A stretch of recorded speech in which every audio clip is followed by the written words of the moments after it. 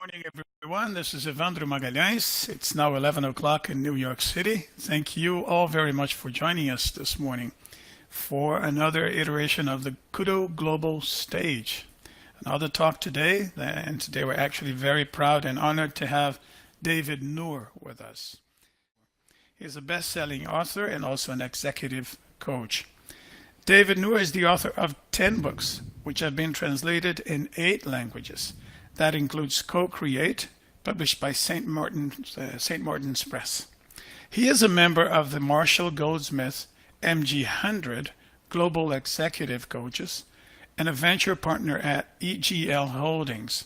He's also an adjunct professor at Emory University in Atlanta, Georgia.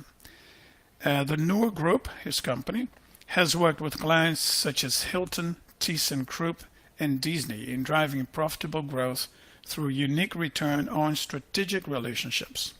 David is a charismatic speaker with a wealth of information to share. He has the gift to inform and inspire. The suggestion that we had David to speak for us today came from our CEO, Fardad Zabeshan, who is with us on the call. Fardad has been exposed to David's wonderful speeches many times whenever he happened to be attending a common event with Dave. And once I give Dave the floor, you will realize why we had him on the global stage today. So without further ado, David, you have the floor. I'm going to mute my microphone and camera, but I'm going to be looming in the dark here following this. Thank you very much for doing this. My pleasure, Wandro, and Fardad, thanks for having me. I want to welcome the audience. Delighted to be with you. In our time together, I'm going to make a brief introduction to this idea of co-create. As you heard, it's my 10th book. We're also fairly active on various social networks, social media. So my handle is just @DavidNour, and I'm using the hashtag co-createbook. Also, KUDO Global Stage is another good hashtag for you to use to share these insights with your community. Very quickly, as you heard, I'm originally from Iran. I came to the U.S. in 1981 with a suitcase, $100, didn't know anybody, and didn't speak a word of English. I grew up to a loving family. Both my parents are teachers. We traveled a lot as a young child. I live in Atlanta, Georgia, in the U.S. If you are not as familiar with the U.S., southeast region, beautiful city, very hot. The temperatures are in the well into 90s at the moment, and 35, 40 degrees Celsius. So we're used to warm temperatures. We have a fantastic soccer team, the Atlanta United. We pack a stadium, and soccer in the U.S. is obviously still very much in infancy against the rest of the world, but we pack our stadiums. I've spent the last 20 years really being a student of business relationships, why they work, how do we accelerate getting things done through the relationships we build. My consulting work is focused on helping companies really drive enterprise growth. I'm blessed to speak 50, 60 times a year, a lot of global stages. I do a lot of executive coaching, and I'm big believer of relationships, as I said, can accelerate our ability to get things done. So I'm launching a healthcare executive roundtable. I'll talk more about that in a second. As you heard, I'm a venture partner in a private equity corporate finance firm called EGL Holdings. Co-Create is actually book number 10. Relationship economics was my first one.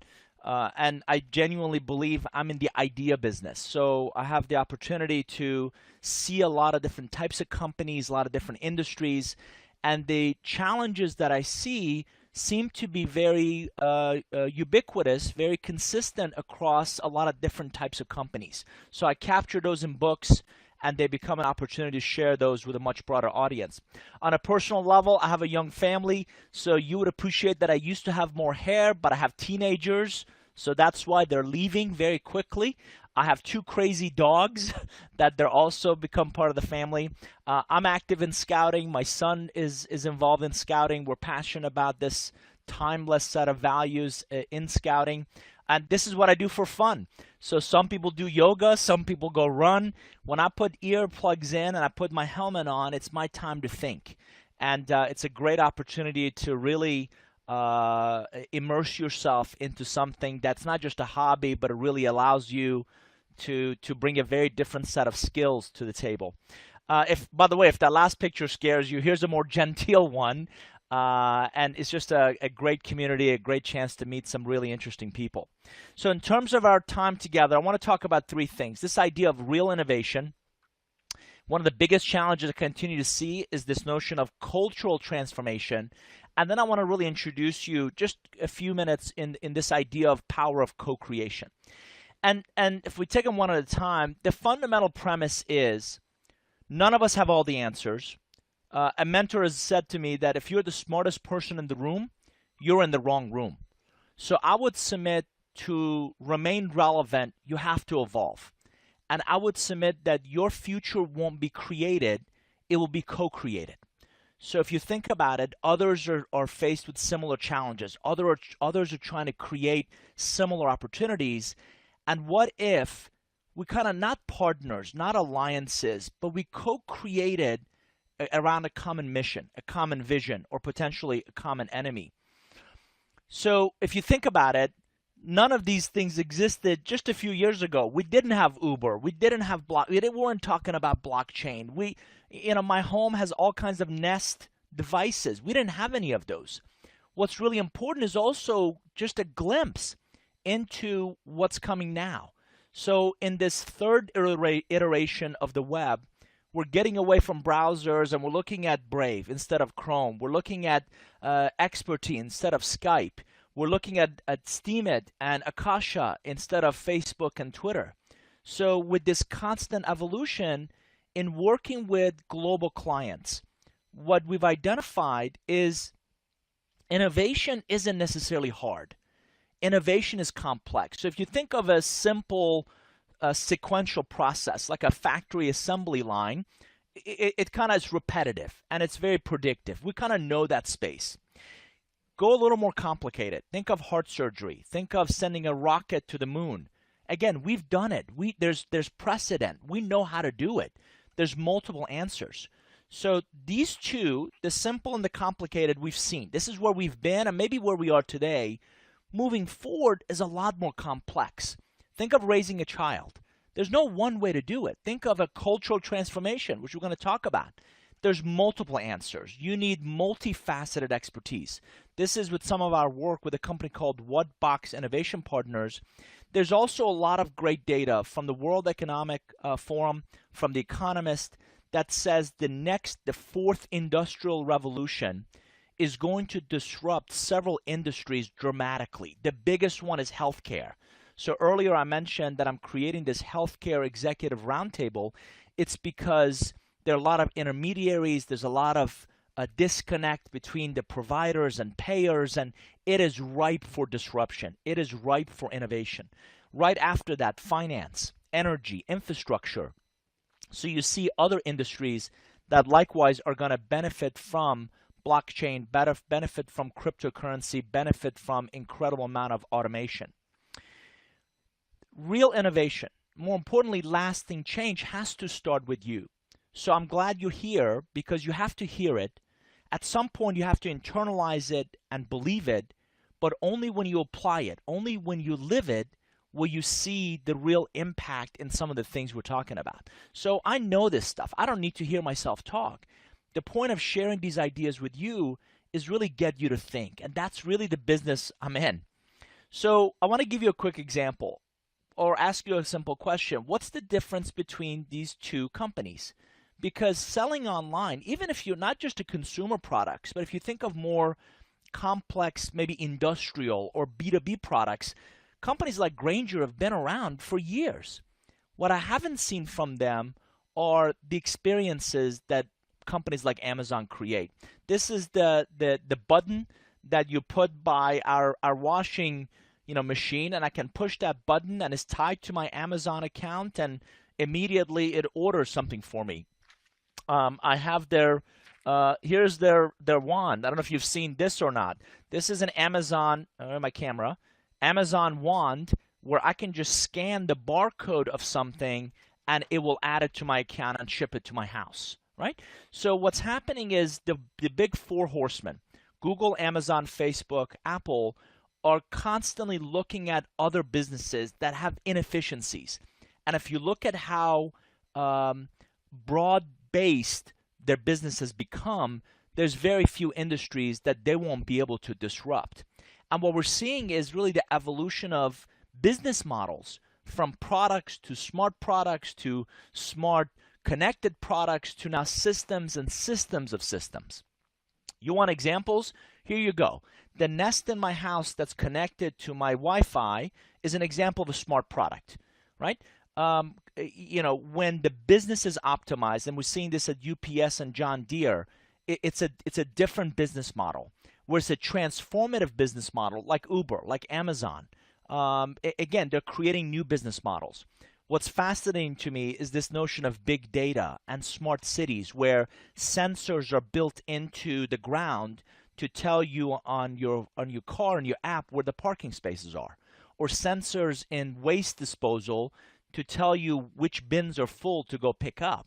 So we're seeing now some really interesting integration of the way we live, the way we work it every day. I saw this in a window and it absolutely spoke to me. The future started yesterday and we're already late.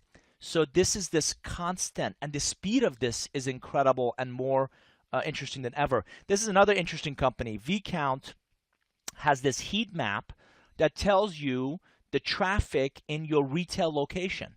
So you can better position products that are selling in your store versus places that are not getting that traffic.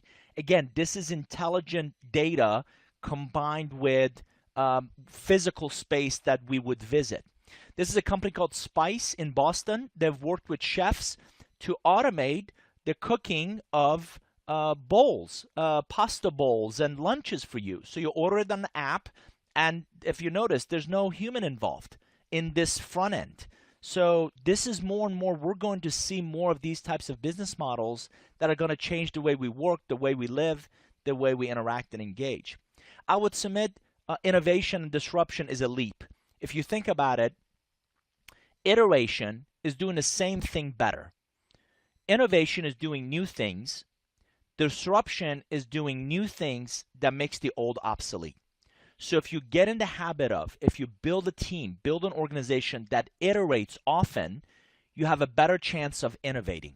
If you innovate often enough, you'll find opportunities to disrupt. So think of this innovation and disruption is sexy to talk about and interesting to most people. I would submit there's a stair step or a path to get there.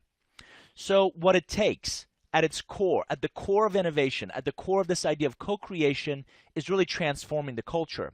And of course, this is a cartoon and it's an interesting one, but we kill a lot of ideas. And I talk about the bigger the company gets, the more it focuses on execution. So you have this really great execution box that is very focused on killing any new shiny idea. Anything that is interesting and different, they see it almost like cancer. And the goal is, how do we go get rid of it?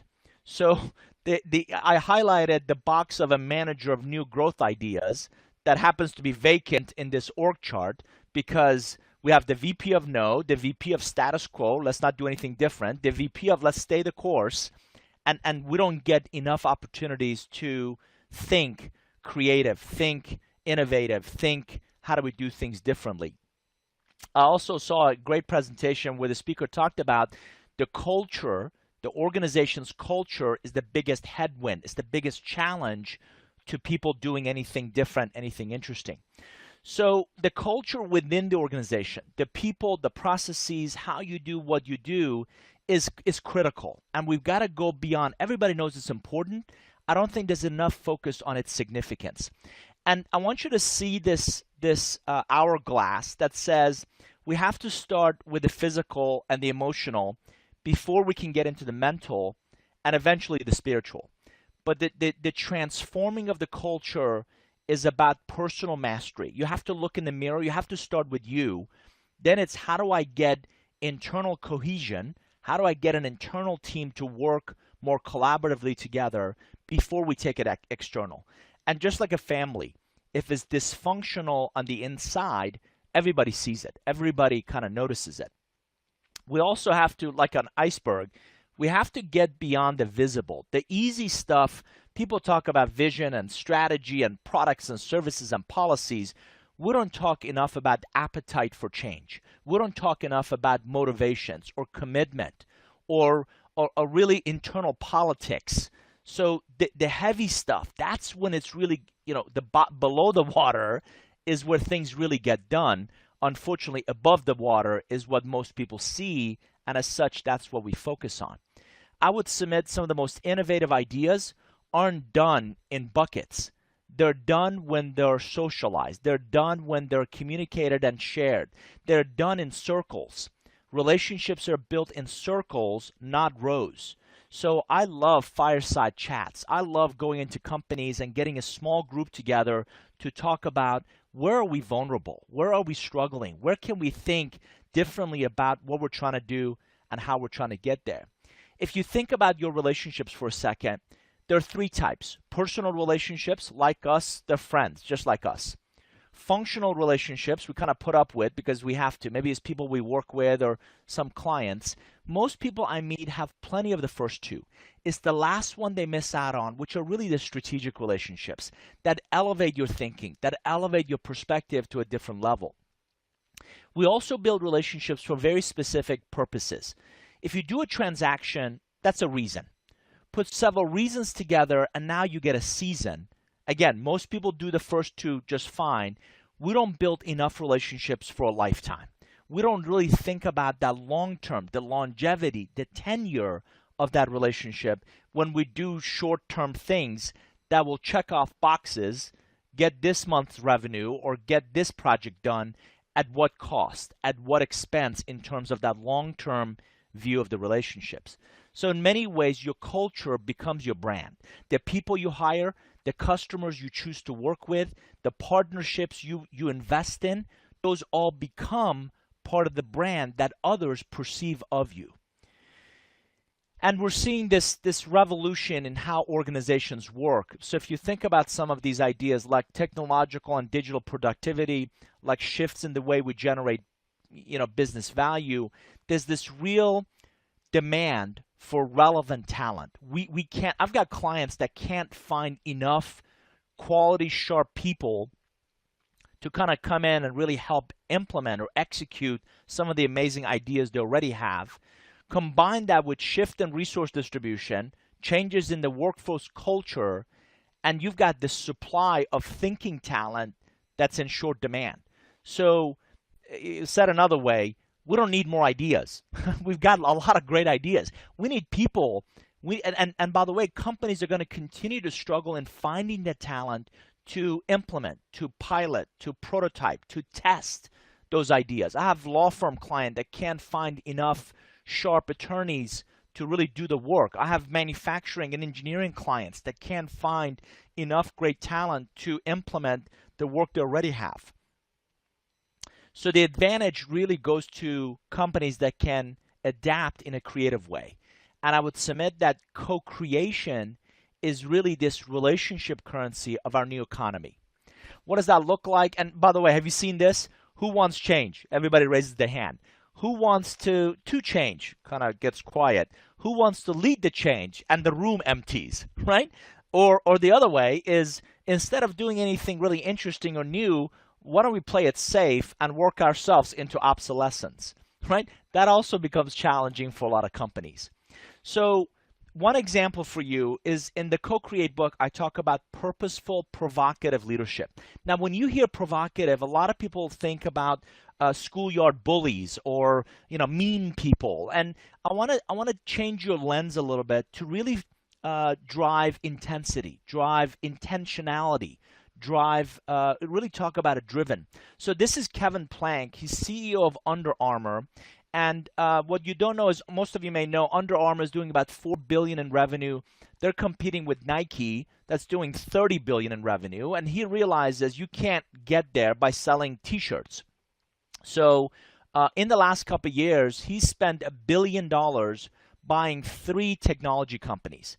And at first, that doesn't really make a sense to a lot of people. You're selling T-shirts and athletic, shoes and athletic clothing. Why would you want sensors and, again, data? Because he's amassed now the biggest community of people who exercise. So their technology knows where you exercise, when you exercise, how long you exercise. And if you think about those ideas, they can now integrate that into their product development. They can integrate that into their merchandising. They can sell some products in one region of the country or the world that may not be as relevant to other parts of the world. So this data-driven, this technology-enabled, even manufacturing and sales and distribution and athletic wear in this case is setting them apart from a lot of their competitors. So let's switch gears in the last few minutes and talk about this idea of co-creation.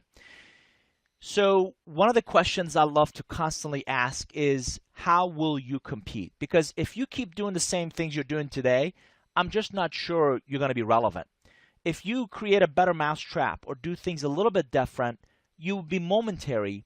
Only when you keep asking, how will we compete? And it's an ongoing, lens into the future. That's how you stay relevant. It's not a point in time. It's an ongoing conversation. And I believe more and more we're going to have to create this human-centered design. I'm teaching, as you heard, a executive education course at Emory University on strategy visualization. Again, I'll show you a couple examples in a second. And we're going to focus on this, the intersection of technology, people, design, business. That's where that user experience has to come from. And user experiences matter more than ever before. So in researching the Co-Create book, we looked at several industries, and what we identified in almost any industry ecosystem, there's this kind of infinity sign, and at the center is people always start by evaluating. Where am I? What's going well? What's not going well? And they move up to discovering. What do I need? This is all about what don't I like? What's not happening in my current environment? Then they start to look at options, and they're considering different options. What could we look at that would solve this challenge or help us identify the upside opportunity? Then they come back to evaluation. Then they actually buy. So I tell most of my clients the relationship starts when they buy, then they use it, and they always come back to evaluation. Did I meet my needs? Did I make the right decision? Did I buy the right product or service? Did we use it effectively? And what can we improve about that journey? So why you should care is your brand. Your brand matters more than ever before. So you have to intentionally focus on building a phenomenal brand. Number two, what's your value proposition? Notice I didn't say, are you the cheapest product or service? Last time I checked, none of us go out there and shop for the cheapest surgeon. So what's your value proposition? And then how do you fit in my everyday journey?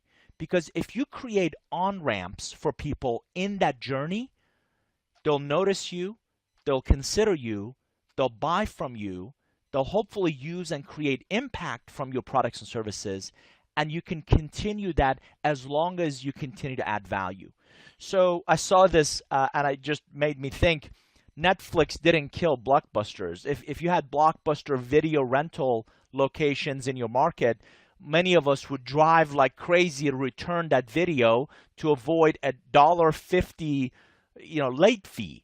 So Netflix didn't kill Blockbuster, it was those late fees. Amazon is not killing retail, it's bad experiences. Uber isn't killing taxis, it's the poor service and not availability. So it isn't just technology, it's really that customer centricity that's really putting some of these old business models out of the way. So co-creation starts with you, and starts with you identifying those opportunities for disruption and then figuring out how to adapt to that disruption that's all around us. So more nimble competitors, government regulations, customer preferences. These are all examples of things that are going to make you have to pivot, are going to make you have to change your course direction. The more you learn how to do that, the better you get at moving quickly, and that's really important. The other idea that I share in Co-Create is this idea of adaptive innovation. The days of doing surveys with our customers, I think, are over. You need more data points, you need them more often, you need them as close to real time as possible, and then you need to be able to do something with it. So instead of putting a survey out and getting that response and maybe looking at this 6 months or a year later, how can we do something this afternoon? How can we do something today? How can we change some facet of what we're doing quickly? So the more you adapt to what those needs are, the more relevant you become. I also really like this idea of, again, speed and agility. Early stage startup companies do this really well, where they evaluate where the opportunity is, they identify, they organize, they quickly develop something, and they constantly are learning from what works and what doesn't. And I'm trying to introduce this idea. I'm trying to bring it into more traditional companies that are not used to moving quickly. But speed and agility really matters. As I mentioned earlier, I'm teaching a course at Emory on this idea of strategy visualization, and in Co-Create book, I talk about visual matters. We're a visual society. This is an example of a 44-page PowerPoint that an executive sent me on their strategy. I called them back after slide 6, and I said, I don't understand what you're trying to say, who are you trying to talk to, what do you want them to do differently? And he said, okay, what's the answer? I said, what if it was one page? What if your strategy was one page? And he said, there's no way. I said, humor me. What if we could do that?